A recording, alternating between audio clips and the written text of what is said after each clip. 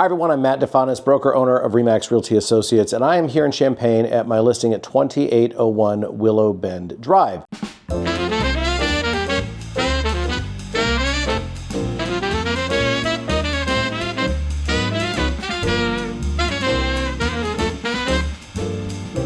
Now I want to do two things with you today. So one of them is I'm going to talk a little bit about some of what makes this particular house special. But even if this particular house isn't the house for you, I think along the way, many of you may learn some things about construction and what separates a really high quality house from a lesser quality house.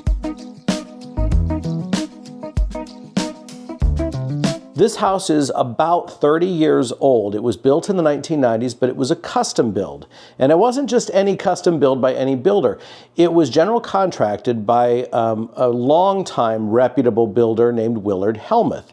He's an Amish builder, and that Amish part is important. If you're not from the area, here in central Illinois, we have a significant Amish community that's about 30, 40 miles away from here.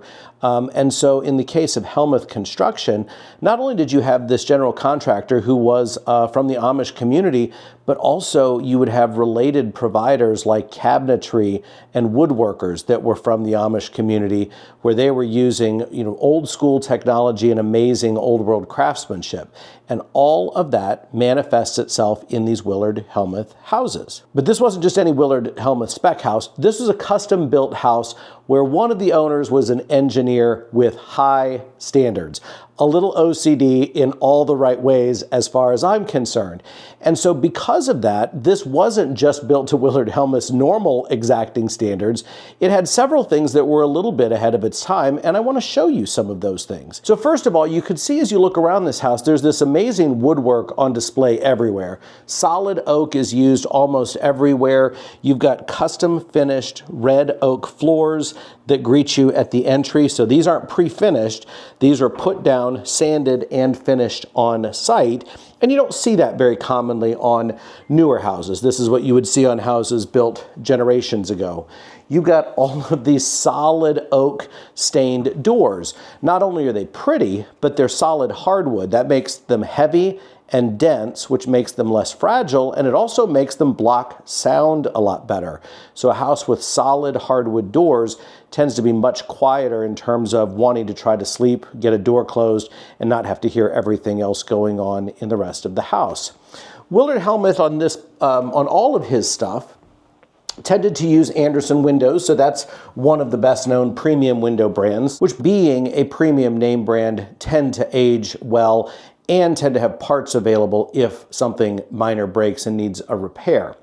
So a couple of things that make this floor plan unique. For being built in the 1990s, this was a little bit ahead of its time insofar as it was designed to have the possibility of a first floor bedroom and first floor full bath, even though that's not how it is configured right this minute. So right now I'm standing in a room that was built as an office. Behind the camera is a wall of built-in bookshelves, again, all solid oak. That was very typical of the workmanship that I had talked about with Willard Helmuth and the related companies that he would use as suppliers. So this, if somebody needed a first floor bedroom, the bookshelf area could be converted to a small closet space. This would function as a first floor bedroom. One of the other features on this floor plan is it's got this oversized powder room that is accessible from two different ends. The current owners designed it this way on purpose, figuring that unless they needed to add a first floor full bath, that this configuration offered more flexibility because it was accessible from the front entry of the house, and it also provided really easy access if somebody was coming in off of the garage or from the laundry room. However, if this area got closed off on the actual original floor plan, this provides enough space that somebody can put in a nice sized walk-in shower and turn this into a full bath right next door to a first floor bedroom.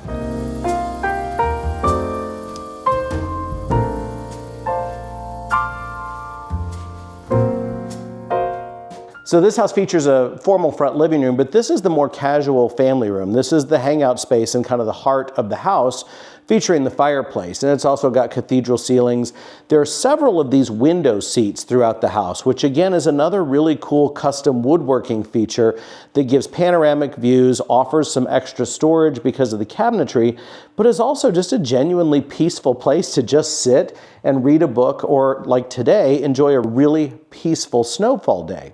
So when these buyers were having this house spec'd out, one of the things that they chose to do was they chose to do a sunroom instead of a full basement. So the house has a basement, and the basement's actually really functional, but by making the basement a little smaller, they were able to save enough money to include this room as part of the house. Now, one of the owners is huge into plants, and so when they lived here, this was full of plants, as well as some hangout furniture, but it's a really versatile space that gives you these great views of the yard. They've, on their watch recently, done this newer composite deck. There's a bunch of hardscaping in the backyard, and just a really peaceful backyard. Also, fun fact, in the backyard you'll see something that looks like an elevator. Well, that is an elevator. That is a historic elevator car from, I believe, the First Presbyterian Church in downtown Champaign, and that was the original elevator from that historic building before the elevator got replaced and modernized. So these folks, a few years ago, thinking they were going to sell before the pandemic, decided to make some updates to the kitchen. And so with that, they've done counters, they've done appliances. The appliances are this really pretty GE slate finish, and that's GE specific. That's a GE exclusive. They also added this backsplash, and one of the sellers is an electrical engineer, so he was all about the lighting. So we've got not only lighting on the ceiling, but you've got up lighting on top of the cabinets, and you've got under cabinet lighting, which is just great. You will never work in this kitchen without light on whatever you're working on, which is really pretty. The dining room is another one of those showcases of Willard Hellmuth workmanship, because you've got these custom finished red oak floors that I talked about earlier. You've got all of the regular baseboard. You've got solid oak finished chair rail trim. And then he did this distinctive crown molding finish in the tray ceiling that was a hallmark of his that you would see across many of his homes. There's two other parts I'm going to show you that have to do with a little more behind the scenes stuff.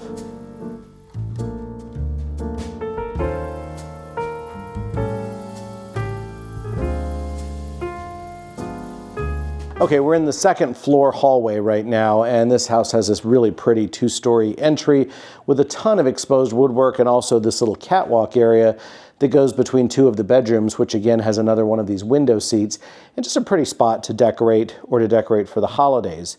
Okay, so this is the fourth bedroom, which is a bonus room of sorts that's over the garage. I mentioned earlier that the house has a somewhat smaller basement, that they squared off the basement, but they make up for it because they chose to create a walk-in attic storage space over the garage. So this gives you over 100 square feet of flexible storage that you can get to very, very easily.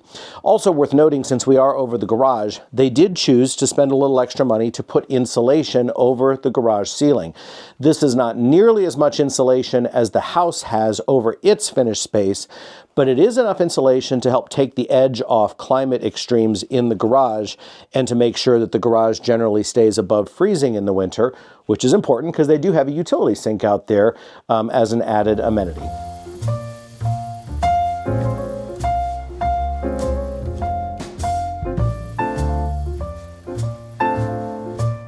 Okay, so now we're in the basement of 2801 Willow Bend, and as I had said earlier, the basement was made a little less than a full basement to save some money. That's what paid for the sunroom to be part of the house. The basement was just squared off to be a regular rectangle, so while it's not a full basement, it's also a bit ahead of its time for the age of the house. For one thing, these owners spec'd in a full bathroom down here, so you've got that. Most houses of this era didn't have a modern egress window, or an egress window that meets modern fire escape standards. They spec'd that in as well, so if somebody ever wanted to create a future sleeping room down here, they absolutely could. As it sits right now, the room works out great as either a media room, a workout room, or both. Now, the last part of this I want to show you is the unfinished portion of the basement, because it gives us a showcase of a couple other items with how this house was built. So these two areas are the two areas of crawl space where they didn't do the full basement. This house has already had the heating and air conditioning systems replaced. These are quite new and high-end brands and high efficiency. So one of the other ways in which these owners made this house a bit ahead of its time was with the way they chose to insulate it. And I want to show you here, because this is the only spot that when you're walking through the house you can see it. But these owners spec'd foam in as an insulation in parts of the house. And here's where you can see it. This is where I'm going to get slightly technical. This area at the top of the foundation wall is called the sill plate.